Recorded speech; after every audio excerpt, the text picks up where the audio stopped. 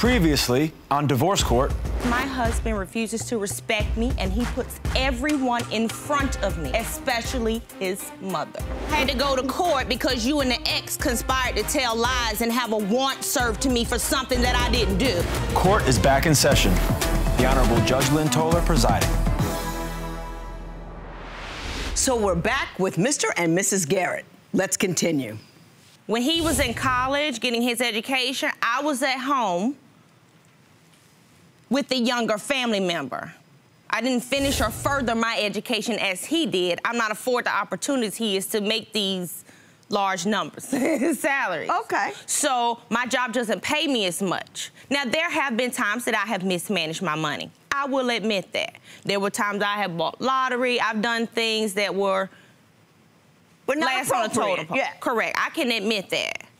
But as far as the gas, yes, I made an arrangement to pay it. Because unlike him, I didn't have the money to say, okay, do this, and do that. It's one bill. Okay, how could you not have enough money just to pay the gas bill? I mean, even if your job was $8 an hour, you can pay the gas bill with that.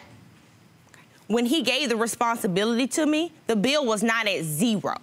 So I made an arrangement to pay it. It was gonna come out of the account. I was supposed to pay it, but I didn't pay. I paid it a day later than what I should have paid. So you made the arrangement after 5 months?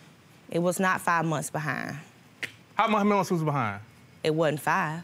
Okay, but it was months. But you got a whole other person living in the house, raising up bills too. You say I mismanage stuff and I do stuff. If you do, and that other go person, ahead. Excuse me, that other person that was in the house raising bills was paying to stay there, and the money was missing most of the time, and I can recall the money kept getting missing, and I can recall a conversation with her after it recently happened, saying something about a water bill had to be paid, and I looked at her, because I wasn't going to give up anything else. I never asked you for anything, not your opinion, your presence, or money. So I wasn't asking you for anything that day. I go to work every day. You took Mrs. Garrett. You asked to borrow money from me 3 months ago. You had to send home to your mother. I gave you $250. You gave me half of the money back on your payday Friday and told me we family. Okay. Not true. Right. And when your mother passed... Oh, that's not true? That is not true. No. Really, Kim? I gave you every dollar. All this money going back and forth, and I can't pay these bills. Why is she there? Why is she there? Well, Brenda, you keep saying, I give money, you're taking my money turns up missing. Where do you get money from? What is your source of income? I am retired. That was my source of income. And the reason why I could not afford to live independently is because I had some other issues going on. And I had to wait until I could live independently. Because nobody else likes her. There have been times when I opened up my door when Kim did not have a job. And the part she's talking about, she was home with the younger sibling. Yes, that is very true. And I'm trying to recall, I think he was in daycare, but I happened to get off work early one day to come home, and my door is locked with a chain. And I'm trying to figure out what in the world is going on. So when she finally opened the door, she goes back and sits on the couch with a pillow in front of her, and my son's best friend is in the bathroom. And he's in the bathroom like 20 minutes or so. That's a damn lie. Now, Kim, let's watch our language. We were talking about money, Brenda. We were talking about money, Brenda. First you said you retired. Now you're talking about you had a job. What was your consistent economic contribution to the home? How much? Give me a number. I gave him around $100 a month. I gave him $20 a month. What'd you do? It was $450 a month. out of $700. You gave them $450 a month out of $700 what, for rent? Yes. I'm not quite sure I understand. So she gave me the $450 for living there. That's when she first started living there. After that, when we moved to the new house, after I kicked her out the first time, when she came back, that's when she had to pay $550 because she had to get insurance for her car, so I just added her to my insurance. Right, so she just made up that extra capital for that. But was she consistent about paying the $450 and then later the $550? No, she was not. There'd been months where, oh, I can't pay it this month, Jacoby, but I get you next month. Or there'd be months where, well, I can give you half and give you the other half this month. What happened here with her is I found out she had payday loans, over like $2,000 worth of them, which is why she could never pay me consistently because she was paying these payday loans. And what I do as a good son, I pay them all for her. I pay all them payday loans off for her. You did. Well, what were you doing, Brenda? You were living in a house, you had a set amount of money, they were helping you out economically. What you getting payday loans for? That was before, that was when I was working. That was before I lost my job, I got the payday loans. And you let it run for like 2 years, you paying these payday loans. I got the payday loans maybe in 2011 or 2012. Okay. Well, and it was a large amount. Okay, we're getting into the details of money. I want to ask the underlying question to you, Brenda, which is this. Do you not like your son's wife, and would you have preferred he stayed with his ex? My wife went through the phone, and come to find out, my mother was discussing what's going on in our house to my ex. I can't recall what I saw, but what I can say is this particular ex told me they was having lunch. All of this lunch stuff, I don't know anything about. I'd have been lied to by the best. Nothing you said out here makes any sense.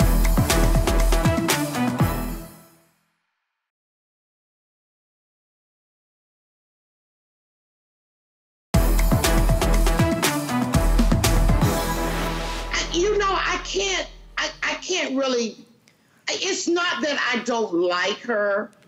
I don't like the way she manipulates. I don't like the way she controls. I don't like the way that she always tells him that it's me, that I'm doing things wrong. Well, what is she manipulating and controlling? Give me an example of something that she's done. She's given a lot of examples of stuff you've done, but you're just generally telling me she does stuff, but never say what it is. What is it? Going through my phone.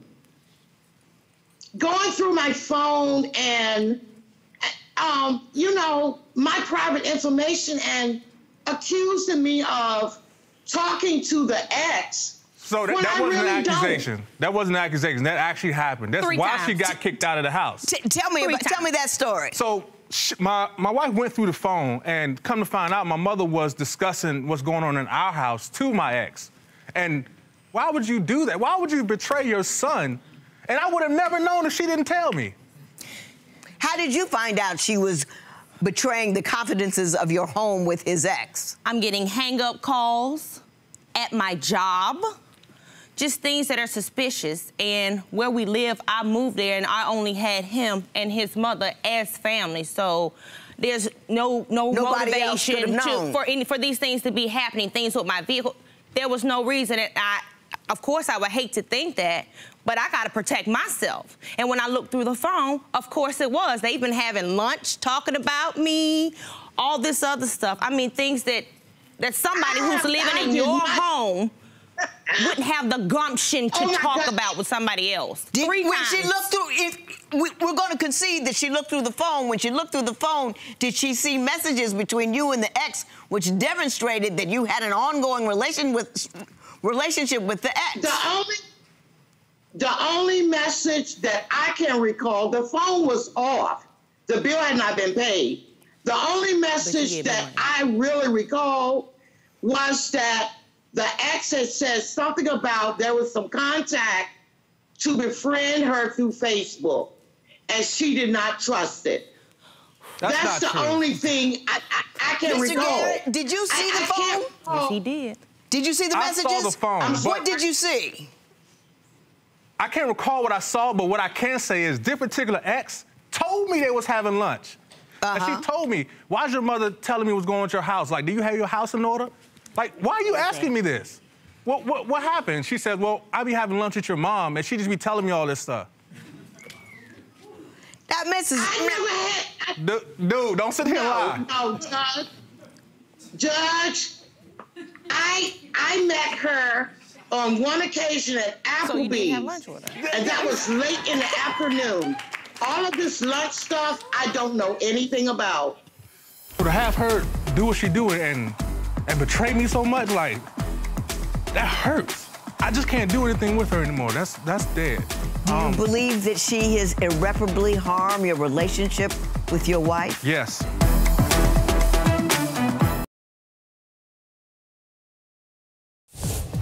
If you would like your case to be heard on divorce court, call us toll-free at 1-877-311-2222 or log on to our website at divorcecourt.com. Missed a show? Watch full episodes on our streaming platforms, and for exclusive content, go to Apple TV. I'd have been lied to by the best. I used to send people to jail for a living. Didn't nobody ever tell me the truth. Nothing you've said out here makes any sense. Your own son, your own flesh and blood, has come out here and told nothing but the truth, no matter what it was, and you don't even credit him with being the truthful guy that he is. Judge, I'm not discrediting my son. You know, when he paid off the payday loans, I acknowledged that and I thanked him. But you know, all this other stuff about lunch, I don't know anything about that. It's like You just said you went to Applebee's with her. You just said you went to Applebee's. That was in the afternoon, Judge. All this other stuff about going lunch daily, I don't know anything Nobody about said that. daily. Nobody said daily, Brenda. Brenda, oh, don't ever play poker. Don't ever try a con game, because you do not have it together. Mr. Garrett, what do you think currently today is the problem in your marriage, and is it fixable? And what do you need to do with it about your mother? I kind of just distanced myself from my mother. I decided once she did what she did with the younger family member, my child, I had to be a father before I be her son. And I chose that, and that hurt. That woman's the only family I got. I mean, we got family, but I don't talk to them. I don't deal with them. And so to have her do what she do and betray me so much, like, that hurts. So I just can't do anything with her anymore. That's dead. Do you believe that she has irreparably harmed your relationship with your wife? Yes. I don't. She and I, we can't have a conversation about the thermostat without arguing. Just because I'll say, did you turn the thermostat up? She'll say, no, I didn't turn it up. I say, it's cold. Well, why you say it to me like that? And then we'll just spiral off into an argument just because all this latent things that's happened between us and outside individuals. I would like it to be better. I really don't think it's ever going to be better. Mrs. Garrett, same question to you. Do you think that your mother-in-law has irreparably harmed your relationship with your husband? I know she has. To hear him say that that's the only family that he has is insulting, because I gave up everything I know to be his family, accepted every piece of family that you have, even her, and dealt with it and stuck by your side. If that's not family, then I don't know what is. Mrs. Garrett, let me ask you this. If we could just poof Mom out the picture, do you think you have an opportunity to revive the relationship with him? Or is there something happening between the two of you that's ongoing that you find impossible to live with? My husband wants to be forgiven for things that he's done, but he holds on to everything. Stop. Tell me what things he wants to be forgiven for. For putting her first, for putting the ex first, for being disrespectful to me. I mean, things that he's done over the course of our relationship. I've made mistakes too, but I don't bring them up all the time. I'm not holding a grudge and just ready to throw it at you the minute that you make me mad. Well, what things does he throw in your face the moment you make him mad?